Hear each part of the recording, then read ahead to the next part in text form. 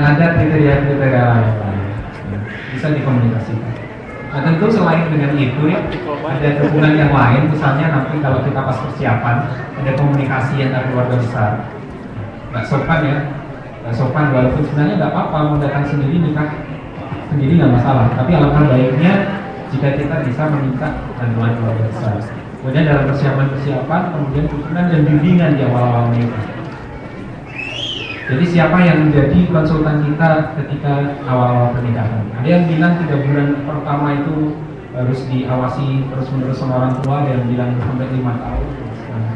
Termasuk kalau menyelesaikan masalah ya. Menyelesaikan masalah, misalnya ketemu nih sifatnya suami, ternyata suaminya apa? Bagaimana menyelesaikan? Mungkin di antara kedua itu komunikasinya belum nyambung. Dan dalam kondisi ini maka konsultasi sedang kepada orang tua itu sangat menjadi salah satu ini. Dan salah satu kata kunci kalau kita ingin membuat sebuah ikatan baru dari pernikahan, jangan merusak ikatan-ikatan yang sudah ada. Apakah ikatan dengan teman, apakah ikatan dengan terutama dengan orang tua, gitu ya. Seperti ini. Next. Ini tahapan-tahapannya kalau menuju hidup pernikahan. Tentu yang pertama menemukan pasangan, kemudian mengenali calon dan ta'aruf kemudian. Nah kemudian setelah kenal dan ta'aruf ditetapkan nih. Jadi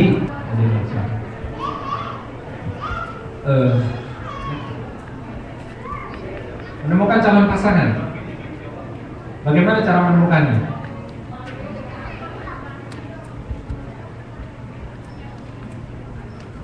Gimana namanya? Yang pertama tentu dengan bisa cari sendiri. Tidak ada yang membatasi, bisa cari sendiri. Tapi kita nggak akan tahu apakah kita mampu dicari sendiri.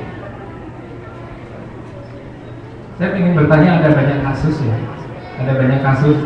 Misalnya di Jepang ini, gitu, ada kasus yang lakinya pede, dia mau menikah, mau menikahi, dan kemudian yang perempuannya nggak mau, tapi karena nggak komunikasinya nggak lancar, akhirnya ada masalah dan seterusnya dan seterusnya. Makanya cara yang direkomendasikan adalah dengan bantuan dari pihak ketiga, sebagaimana tadi dicontohkan oleh pasangan kita di depan. Yang ketiga itu bisa orang tua, bisa ustadz, bisa keluarga, bisa teman dekat, atau orang yang kita ini ya, kita percaya dan kita sikoh, kita percaya dengan ketenangan. Misalnya kalau aktif di Fahima, aktif di Fahima, belum nikah, saya ingin nikah. Karena hidupnya ada di Fahima, kemudian sangat dekat dengan ketua Fahima, misalnya dekat dengan Mbak Uli misalnya. Datang ke Mbak Uli, Mbak saya ingin nikah nih, kalau ingin nikah. Mohon maaf ya Mbak Uli, nanti kalau di sini banyak mendengar proposal saya. Karena atau di PMIJ gitu ya, ada senpai yang sudah nikah dan kemudian tetap percaya, kita kenal, kita percaya, datang kepada beliau. Yang penting adalah kita mencari orang yang tadi dia paham betul dengan 4 atau 5 atau 6 tadi itu. Dan tentu saja dengan ini perlu disiapkan biodata yang lengkap. Jadi bisa cari sendiri, tapi tentu ada kriteria mungkin ada ini. Jadi mengenali calon pasangan. Kalau kita dengan orang ketiga atau dengan perantara, tentu kita paling baik melalui berbekal biodata. Dari sana kita bisa mengenali sifat-sifat dan kepribadian, kemudian kondisi keuangan dan keluarganya, latar belakangnya seperti apa, kemudian cita-cita, konsepsi pernikahan, kemudian paras wajah. Sangat banyak kasus ikhwan akhwat yang ingin menikah dengan biodata, mempersiapkan biodatanya itu dengan seenaknya saja. Ini yang harus diingat. Kalau memang serius mau menikah, bikin biodatanya yang serius gitu. Kasih fotonya jangan 3x4 pakai jas, enggak. Kasih fotonya yang 4R gitu ya. 4R yang kelihatan ini, dan ini beda dengan macam foto di Facebook ya. Kalau foto yang kayak gini kan tujuannya untuk menikah, jadi memang syar'i tujuannya. Bukan hanya untuk sekedar kita di paras wajah, kemudian kita bisa bercerita banyak. Saya tadinya pengen ngeliatin ya contoh, dia kerja di Pertamina, sekarang udah nikah, anaknya udah 2. Ketika dulu dia bikin ini tuh bagus banget. Bapak saya itu gini, orangnya sabar, dia nggak suka gini bla bla bla. Ibu saya begini. Kalau saya sendiri saya begini, saya orangnya misalnya sanguinis, gitu. Saya orangnya meledak-ledak. Nah, karenanya mungkin nanti ininya bisa diglobalisasi dan yang lain-lain. Kemudian setelah melalui biodata tentu bertanya kepada orang-orang yang terdekat atau kenalan siapa.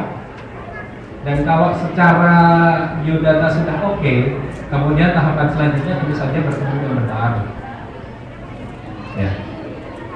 Jadi bertaruh itu sebenarnya cuman apa ya? Kalau menurut saya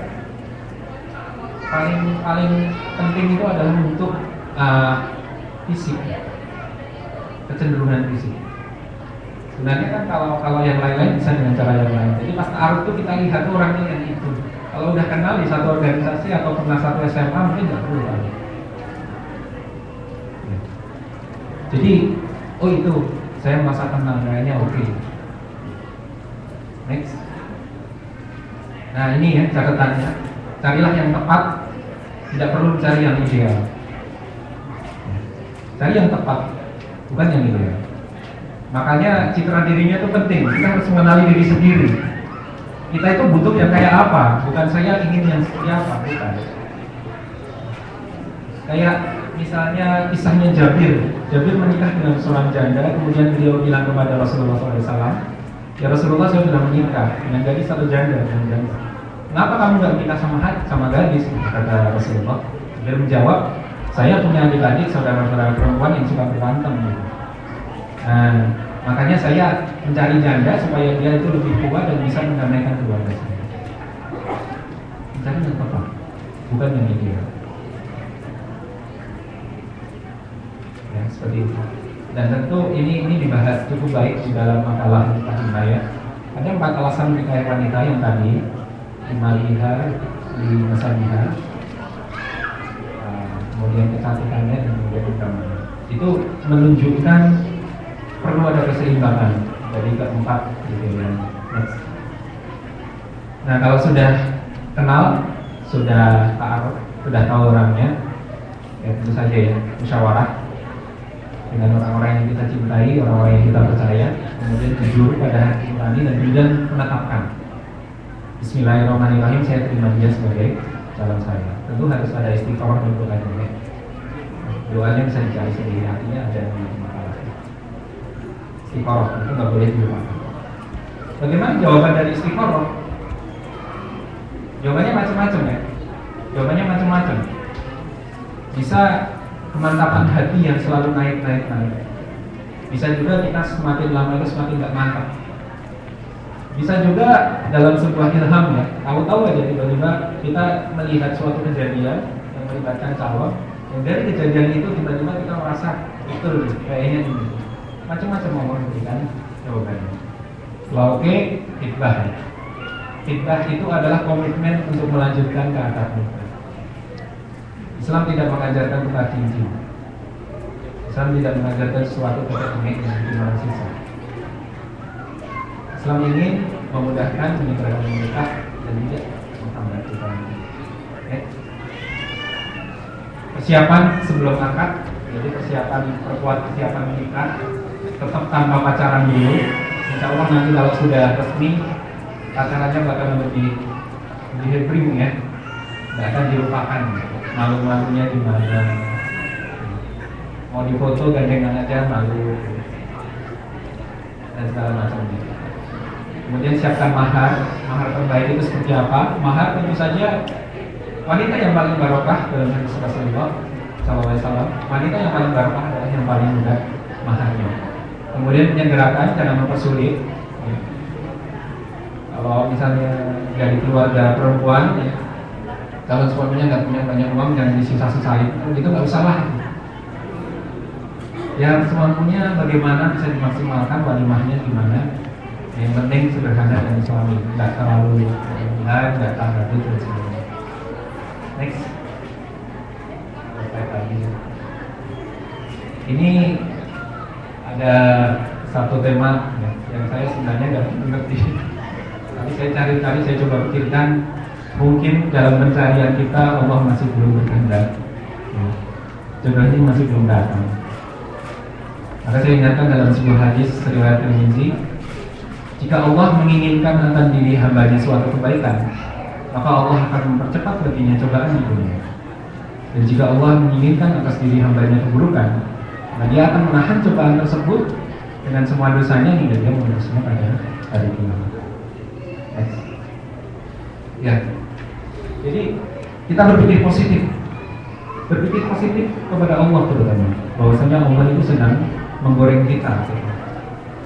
Dia sedang mengupgrade kita, apakah kita lulus atau tidak.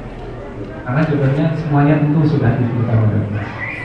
Kemudian terus berikhtiar, tentu jangan putus doanya ya, dan satu, jangan pernah putus harapan, jangan pernah berputus asa.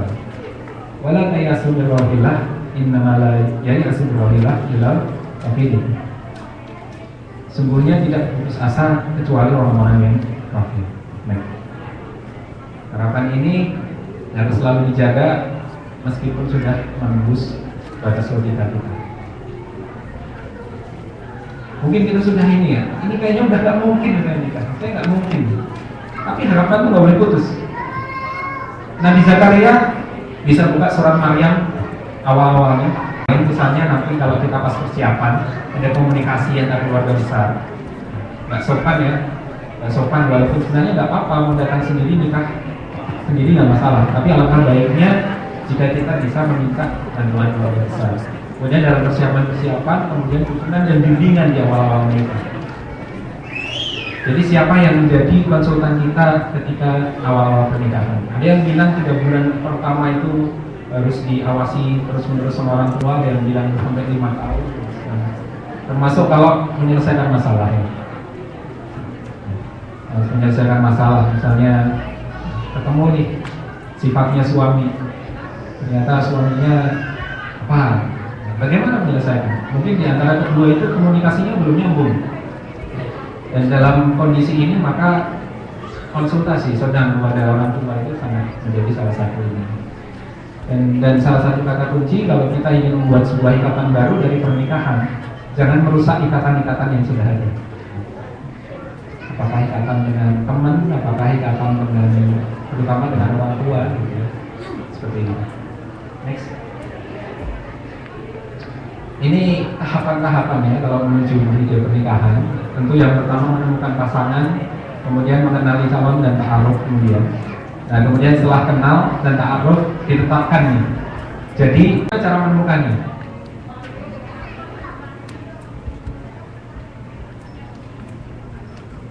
Gimana Mas?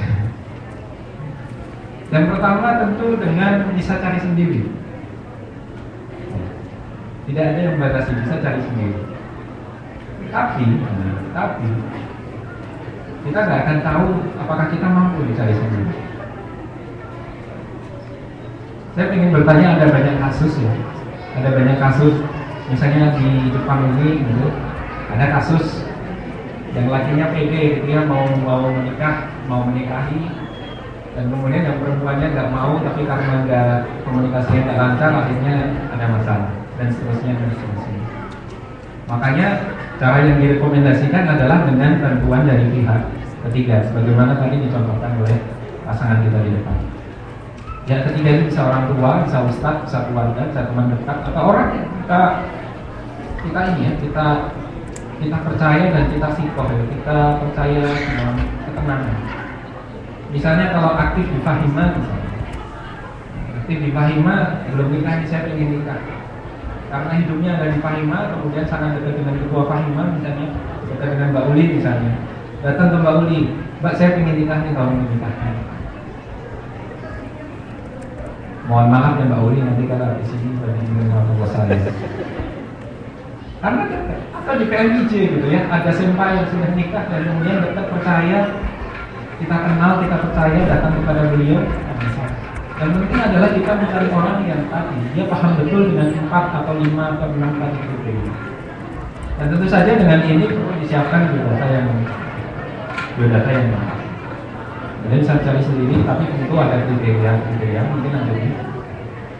Jadi mengenali calon pasangan.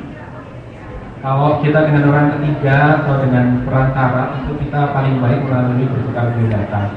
Dari sana kita bisa mengenali sifat-sifat dan kepribadian, kemudian kondisi keuangan dan keluarganya, latar belakangnya